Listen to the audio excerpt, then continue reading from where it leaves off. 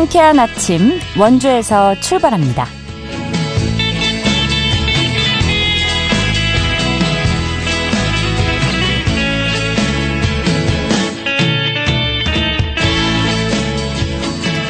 여러분 안녕하십니까? 7월 30일 수요일 KBS 원주방송국에서 보내드리는 상쾌한 아침 원주에서 출발합니다. 저는 진행의 이은주입니다.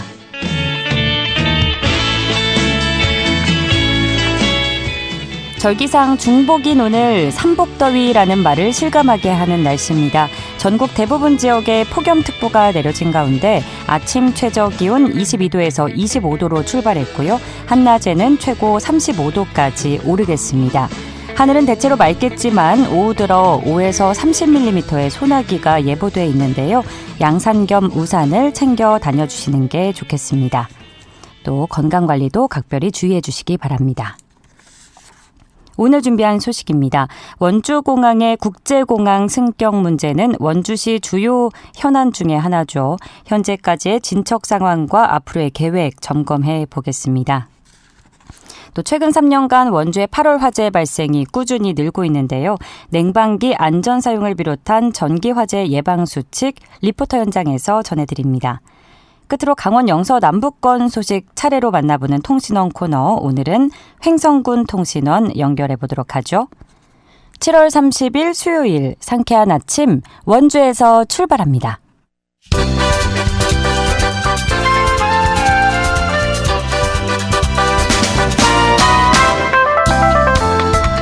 오늘의 뉴스입니다. 강원도민 10명 가운데 9명은 강원특별자치도 출범에 대해서 알고 있다는 조사 결과가 나왔습니다. 이는 강원도와 강원연구원이 올해 5월 도민 1000명을 대상으로 실시한 설문조사 결과인데요. 이 조사에서 응답자의 91%는 자치도 출범에 대해서 알고 있다고 답했습니다.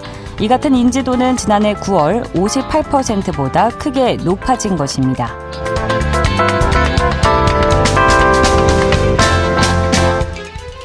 신임 강원개발공사 사장과 강원연구원장 후보가 각각 2명씩으로 압축됐습니다.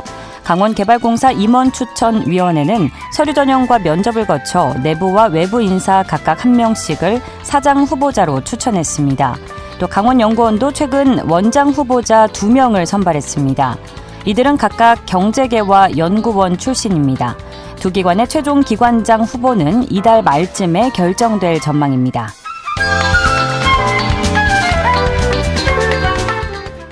원주시가 민생회복 소비쿠폰 이의 신청을 일주일 안에 처리하기로 했습니다. 이는 길게는 3주까지 걸리는 이의 신청 처리 기간을 크게 단축하는 것인데요. 특히 수도권에서 이사온 주민의 이의 신청은 즉시 처리합니다. 또 취약계층 자격 변동 등은 3일 안에, 미성년 지급자 변경은 7일 안에 처리합니다. 오늘의 뉴스였습니다.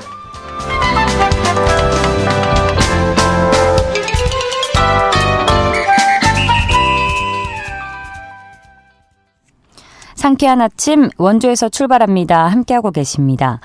최근 원주공항의 국제공항 승격을 위한 준비가 본격화되고 있는데요. 지역 발전을 위한 핵심 과제로 꼽히는 만큼 시민들의 관심도 높은 상황입니다. 지금까지의 추진 상황과 향후 계획에 대해서 자세히 들어보죠. 원주시청 교통행정과 고동철 교통정책팀장 전화 연결돼 있는데요. 팀장님 안녕하십니까? 예, 안녕하세요. 네, 반갑습니다.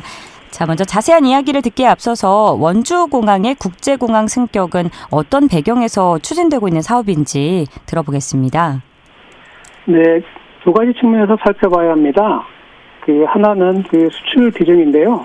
예. 원주시는 현재 강원특별자치도 전체 수출의 39%를 담당하는 국내 최대 무역 도시입니다. 네. 새 정부에서 강원특별자치도의 미래 산업 경쟁력을 키우기 위해 AI, 디지털 기반 첨단 의료 산업과 소보장 산업을 집중 육성하겠다는 계획을 밝힌 만큼 그에 걸맞은 국제 물류 인프라의 확보, 특히 국제선 취약 여건 마련이 반드시 병행돼야 한다고 생각합니다. 또 하나는 항공 수요입니다. 원주공항은 서울 수도권 동남부와 충북 북부를 아우르는 약 231만여 명의 배후 인구를 기반으로 뛰어난 입지 조건과 사통 발달 교통망을 갖추고 있어 인천 김포공항의 혼잡을 분산할 수 있는 전략 거점으로도 손색이 없습니다. 이러한 입지적 강점을 바탕으로 강원자치도의 물류 경쟁력 강화와 지역경제 활성화, 인구 유입 촉진 등 다양한 분야에서 성장의 촉매제 역할이 가능하다는 판단하에 심혈을 기울여 추진하고 있는 민선 8기 현안 사업입니다. 예, 승격 추진의 필요성에 대해서 두 가지로 나눠서 설명을 해주셨는데 그렇다면 현재 원주공항의 이용 현황은 좀 어떤가요? 네, 현재 원주공항은 원주, 제주 단일 노선으로 운영되며 하루 2회 운항하고 있습니다. 이용객 수를 살펴보면 2024년 말 기준 연간 이용객 수는 20만 4,408명으로 2023년에 이어 2년 연속 20만 명을 돌파했습니다. 특히 탑승률은 2020년 이후 꾸준히 증가해 2024년 말 기준 78.9%로 80%대에 근접한 수준입니다. 이 같은 흐름을 보면 원주공항의 항공 수요는 계속 증가하고 있으며 국제 노선이 개설될 경우 이용객 수가 기하급수적으로 늘어날 가능성이 매우 큽니다. 네, 앞서 강조해 주신 항공 수요 부분 분명히 증가 추세를 보이고 있다는 말씀이시죠. 네, 자, 예. 그렇다면 국제공항 승격을 위해서 가장 시급히 보완해야 할 시설은 어떤 부분일까요? 네, 원주공항이 국제공항으로 성장하려면 시설 개선이 반드시 필요합니다. 예. 예, 현재 원주공항은 국제선 유치를 위한 필수 시설인 CRQ 시설이 부재한 상황인데요. 이를 해결해야 국제선을 유치할 수 있는 기본 조건을 갖추게 됩니다. 또한 원주공항은 터미널과 계류장이 1.7km 떨어져 있어 운영 효율성과 보안 측면에서 많은 문제점을 노출하는 구조적인 문제를 해결해야 한다는 점이 있고요. 가장 중요한 주차장 확충 문제 등을 들 수 있습니다. 네. 다른 지역 소재 지방 공항과 비교했을 때 원주 공항만의 장점, 차별화된 요소는 어떤 부분이라고 보시나요? 먼저 원주 공항의 장점을 말씀드리면, 예. 첫째는 수도권에서 비교적 가깝기 때문에 수도권의 혼잡한 공항들과 달리 상대적으로 한산합니다. 또 빠르게 체크인 및 탑승 절차를 마칠 수 있다는 점이 있고요. 두 번째로는 홍천 비발디 오션월드 등 강원권 주요 관광지와의 접근성이 좋다는 점.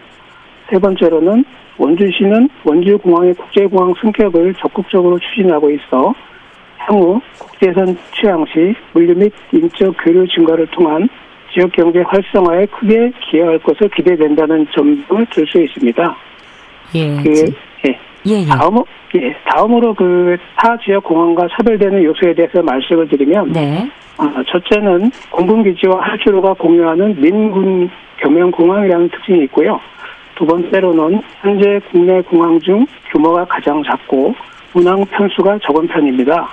세 번째로는 국내 공항 중 유일하게 터미널과 활주로의 길이가 약 2km 가까이 떨어져 있어 여객 터미널에서 수속 후 버스를 타고 이동해야 한다는 점입니다. 네. 다양한 장점과 차별화된 요소를 짚어주셨는데요. 지리적 장점과 수도권적인 접근성은 분명히 좋아 보입니다. 그리고 경제적인 부분도 살짝 언급을 해주셨는데 원주공항의 국제공항화가 이루어질 경우에 우리 원주는 물론이고 그럼 강원도의 지역경제나 관광산업에 어느 정도의 효과를 좀 기대해 볼 수 있을까요? 네, 원주공항이 국제공항으로 승격된다면 원주시는 강원특별자치도 중심도시로서의 위상을 높일 뿐 아니라 강원권 전체의 경제 발전과 국제화에 크게 기여할 것으로 전망하고 있습니다. 강원특별자치도는 2018 평창 동계올림픽과 2024 강원 동계 청소년 올림픽 대회를 성공적으로 개최하며 대한민국 동계관광의 메카로 자리 잡았습니다. 네. 국제공항의 존재는 이러한 강점을 더욱 강화하여 국내외 관광객들의 유입을 촉진할 것입니다. 또한 마이너스 산업 활성화 측면에서도 큰 기회가 될 것입니다. 편리한 교통망과 풍부한 관광 자원을 바탕으로 국제회의, 컨벤션, 전시회 등을 유치하는 데 유리한 위치를 점하게 될 것입니다. 특히 주목할 만한 점은 원주의 의료기기 산업에 미칠 영향입니다. 원주는 국내 최대 의료기기 클러스터로 발전했으며 의료기기 수출이 강원도 전체 수출의 15% 이상을 차지하고 있습니다. 따라서 원주공항의 국제공항 승격은 이러한 산업의 글로벌 경쟁력을 강화하여 해외 바이어들의 방문이 용이해지고 수출 분류가 개선되면서 원주 의료기기 기업들의 해외 진출이 가속화될 것입니다. 이 밖에도 원주의 일자리 창출과 경제 성장, 관광, 숙박, 요식업 등 연관 산업 발전을 통해 지역 경제가 더욱 활성화될 것으로 예상이 됩니다. 장점이 많네요. 네. 네, 다양한 분야에서 원주 지역의 세계적인 위상이 높아질 것으로 기대가 되는데요. 자, 그렇다면 앞으로 예상 가능한 취향 후보지는 어느 정도로 보고 계신지도 알려주시죠. 네. 저희 시에서 금년 4월에 시민 의견 설문조사를 통해서 살펴봤습니다. 예. 그 결과를 보면 일본, 동남아, 중국, 대만 순으로 조사가 되었습니다. 예, 현재 원주 공항의 활주로 길이를 살펴보더라도 가능한 노선이라고 할 수 있습니다. 원주 공항이 국제공항으로 승격하기 위해서는 시설 개선 등 인프라 확충 못지않게 항공사 유치 전략, 지역 산업 관광 연계 정책, 지방 정부의 정책적 지원 등 소프트웨어 측면이 매우 중요합니다. 이 부분에 대해서도 시에서는 면밀히 대비해 나가겠습니다. 네, 말씀해주신 국가들이 거리가 그렇게 오래 걸리는 곳들이 아니라서 충분히 가능해 보이네요. 네, 원주시는 홍보활동과 더불어서 지역 정치권과의 공조를 통해서 연말에 있을 국토부의 제7차 공항개발 종합계획 수립에 대응한다는 계획을 밝히기도 했는데요. 이와 관련해서 어떤 사안들이 추진될 예정인지도 알려주시죠. 네, 먼저 공항개발 종합계획이 어떤 계획인지에 대해 말씀을 드리겠습니다. 예. 공항개발 종합계획은 대한민국 국토교통부 장관이 5년마다 수립하는 공항개발 관련 최상위 법정 계획입니다. 공항시설법 제3조에 근거하여 수립되며 체계적이고 효율적인 공항개발 사업 추진을 목표로 하고 있습니다. 현재 원주시에서는 제7차 공항개발 수립을 앞두고 지역 정치권과의 공조 대응 체제를 완비해 놓은 상태인데요. 네. 지역구 국회의원과 적극 공조하며 해당 부처를 방문하여 원주공항의 여러 시설 개선 및 확충 사업이 반드시 필요하다는 점을 널리 알리는 작업을 해왔습니다만 국토교통부 종합계획이 확정되기 전까지 지속적으로 어필을 할 계획입니다. 예, 차근차근 하나씩 계획대로 추진해 나가시면 될 것 같은데요. 원주공항이 소재한 횡성군과도 긴밀한 협조가 필요한 부분일 텐데 현재 어떻게 좀 진행되고 있을까요? 네, 인근 횡성군과의 긴밀한 협조는 매우 중요합니다. 현재 원주공항의 여객 청사는 횡성군에 위치해 있고 탑승장은 원주시의 이원에 배치되어 있어 그동안 이를 해결하기 위해 횡성군과 많은 협의를 거쳤습니다만 네. 양 시군의 입장 차이로 진척이 여의치 않았습니다. 그러나 다행히도 금년 2월 7일 원주시와 횡성군이 국제공항 승격을 위해 상호 노력한다는 큰 틀에 합의하며 공동군의 건의문에 서명하는 행사를 가진 바 있습니다. 네. 이후 3월에는 양 시군이 제안한 사업계획서를 강원특별자치도를 통해 국토교통부에 제출하는 등 공동 대응 체제를 유지하고 있습니다. 예. 잘 협조가 진행이 되면 좋겠고요. 자, 원주공항 국제공항화 추진에 있어서 시민들에게 당부하고 싶은 메시지가 있다면 청해 듣겠습니다. 원주공항의 국제공항화는 저희 원주시와 강원특별자치도의 발전에 매우 중요한 전환점이 될 것입니다. 이 뜻깊은 변화를 성공적으로 이끌어내기 위해서는 시민 여러분의 지속적인 관심과 지지가 무엇보다 필요하겠습니다. 네, 앞으로 관심을 많이 갖고 저도 지켜보도록 하겠습니다. 앞서 시급히 보완해야 할 시설들로 이제 보완 검색을 마친 뒤에 일반 도로로 이동해야 하는 상황 말씀을 주셨죠? 네, 예. 네, 이게 계류장 관련 이제 구조적 문제를 해결해야 한다는 말씀이신 거죠? 예, 맞습니다. 네. 알겠습니다. 이런 부분들이 조속하게 잘 시설이 보완되는 과정이 이루어지면 좋겠고요. 원주공항의 국제공항 승격 추진 모쪼록 좋은 결과로 이어져서 앞으로 지역 균형 발전에 중요한 발판이 되기를 기대해 보겠습니다. 오늘 말씀 감사합니다, 팀장님. 예, 감사합니다. 지금까지 원주시청 교통행정과 고동철 교통정책 팀장과 함께했습니다.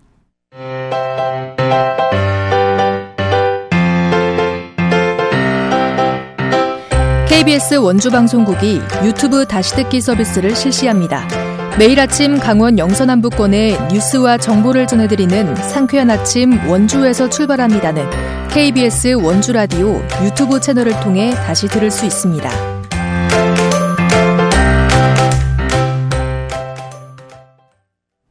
상쾌한 아침 원주에서 출발합니다. 함께하고 계시고요. 지금 시각 8시 46분 지나고 있습니다.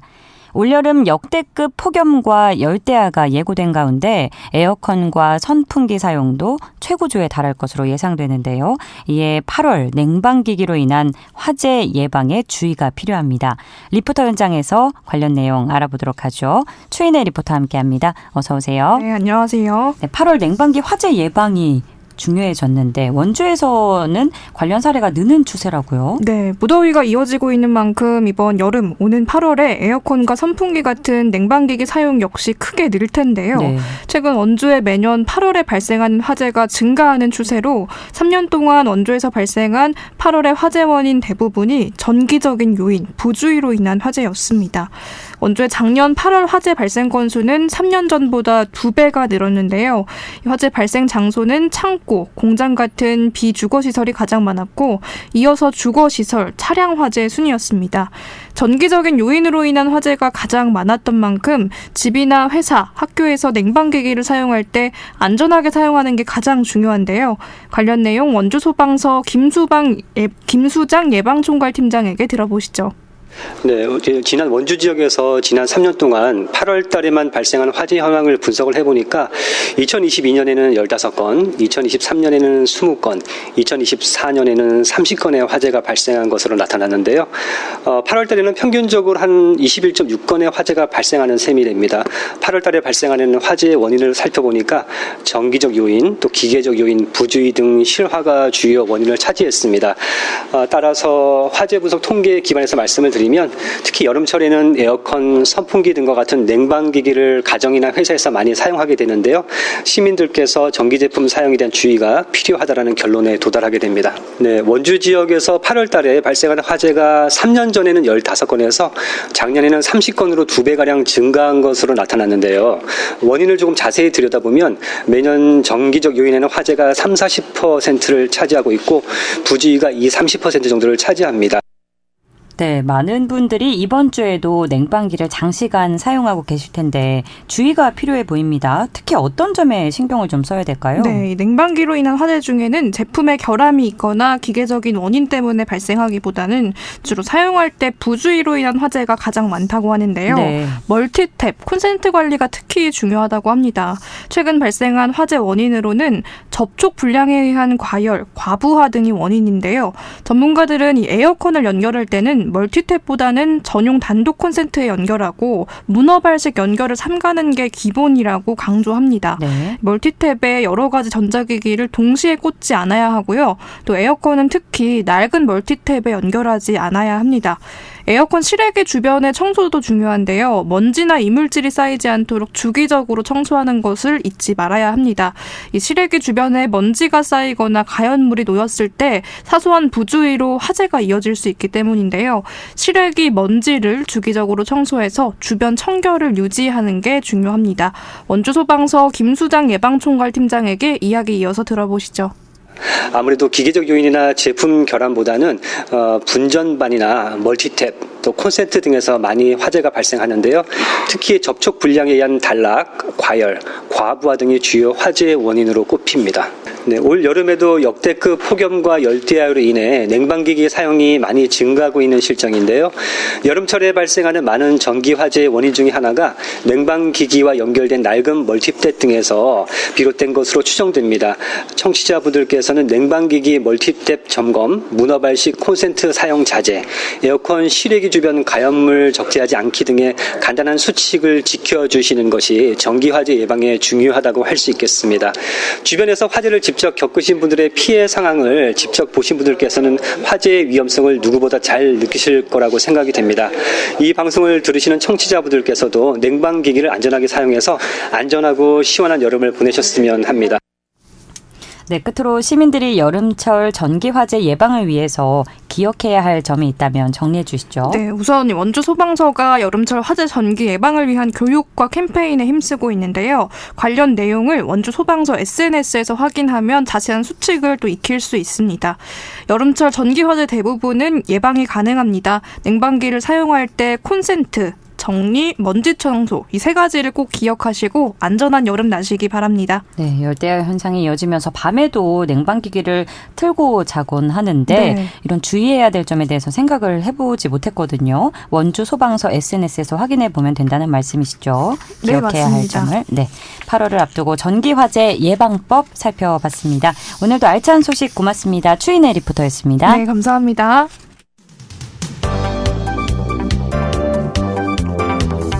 생생한 현장, 유익한 생활 정보를 전해드리겠습니다. KBS 원주라디오 상쾌한 아침 원주에서 출발합니다를 함께하고 있습니다.